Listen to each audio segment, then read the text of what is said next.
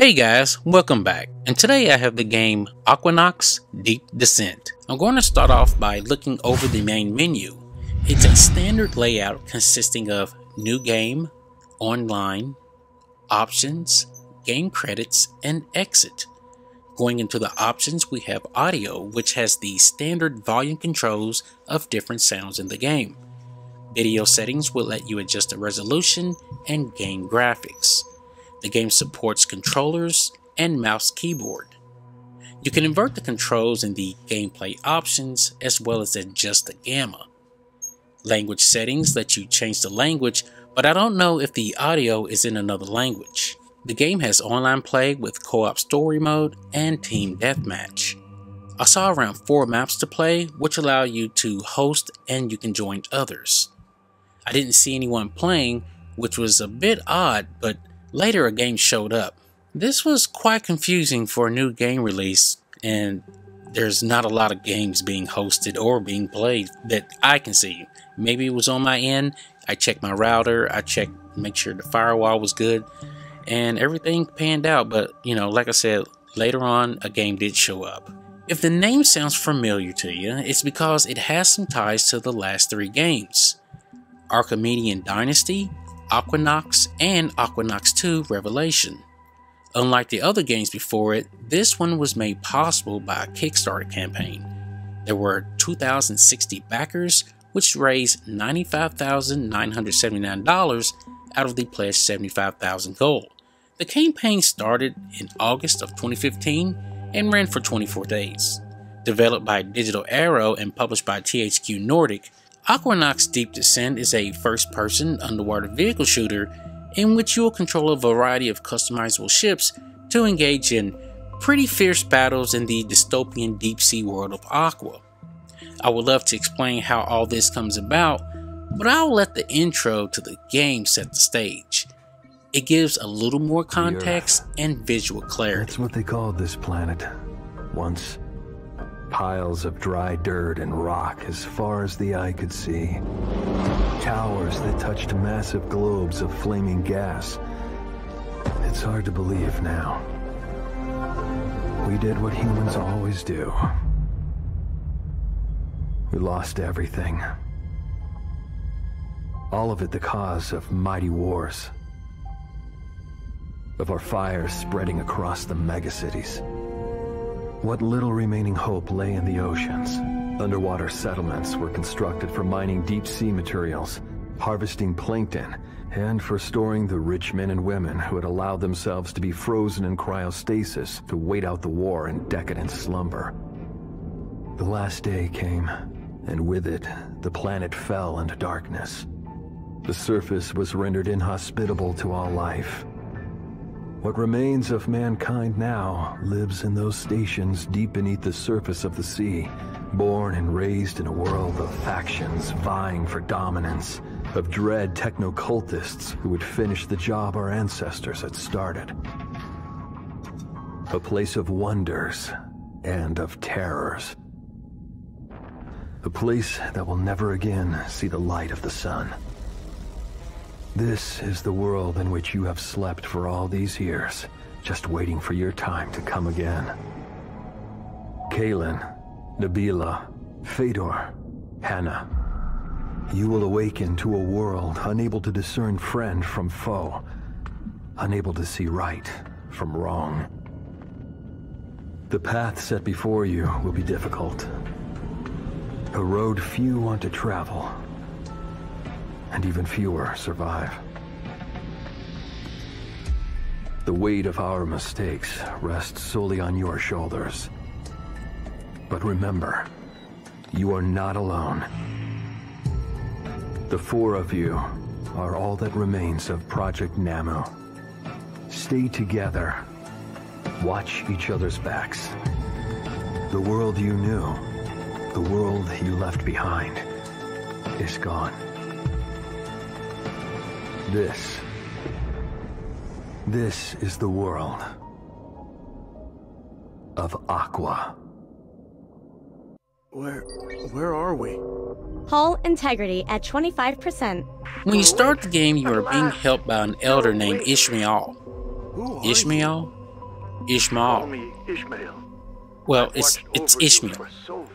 You'll soon run into some bad guys, but he holds them off while you escape. Attention, unknown craft. I am Tuomas 6, adjunct of the Biont. You will power down your engines and surrender. It's all been arranged. There's a rendezvous point nearby. A man named Okabe will meet you there. Now go, I'll hold them off. The old guy is killed off screen, but you know, like in some games and movies, he may return, who knows? He's gone. They're coming around. We need to get out of here, now. You soon make it out of the maze of underwater labyrinths and run into a large ship that offers you some safety. No, this ship's different and much bigger. It's about Shield's time you all critical. showed up. Captain Toshiro Okabe, at your Hull service. critical. When you dock, you are greeted by Captain Okabe and a crew of 4 others. Here you can click their avatar and hear what they have to say. Some will give you side missions, while others will give you some backstory. The first tab at the top with the wrench will let you customize your cockpit, shields, engine, and the wing. The next tab over will let you change out or upgrade your weapons, abilities, and kits. The third tab over will let you change your ship's color.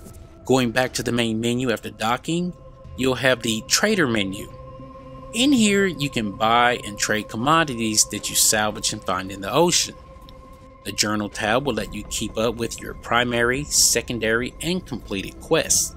Moving over to the next tab, there's a lot of information that you can use, such as listening to audio logs, as well as learning about different factions. If you're in a fight and you happen to run out of ammo or repair modules, you can craft them as long as you have the right material.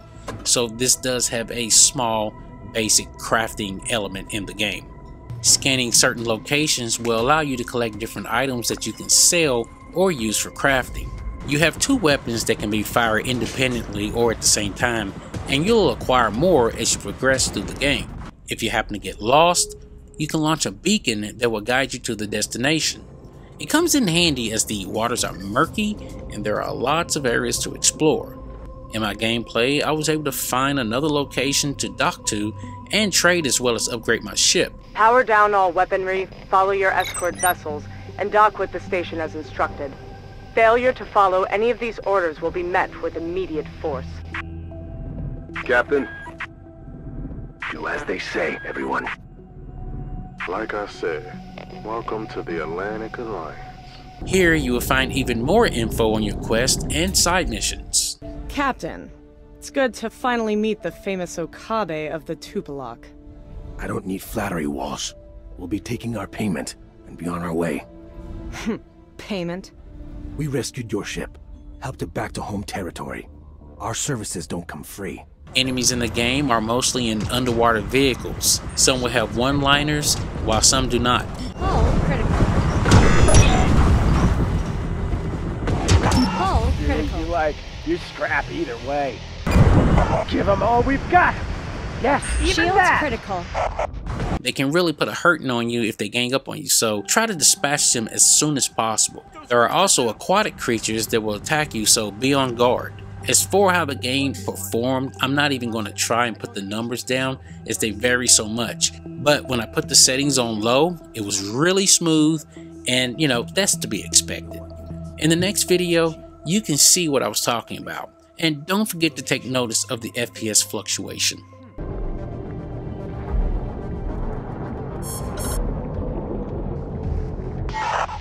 Heading them off! Dance and no escape.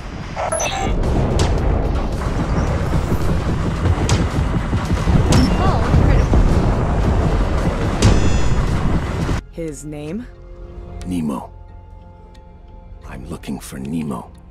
And why do you think we'd know where this Nemo is? Animals, living creatures. If these beasts truly took as many lives as Captain Walsh suggested,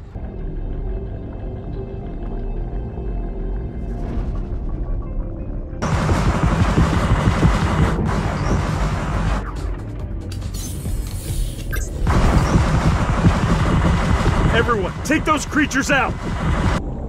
Fedor, any clue what these nanofauna could be? Nano? I see them! What do you mean? There! Shields critical. Whirl critical. Nano plankton Hull critical. Station defenses are scrambling. More enemy DSFs are engaging. Target destroyed. One down. Enemy reinforcements inbound. Hull critical. These high seas aren't going to... Shields critical. Hull critical. Hull critical.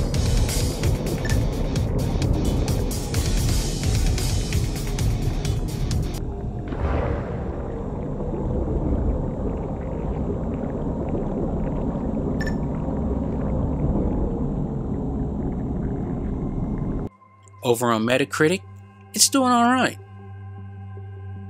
Over on Steam, it's not so good.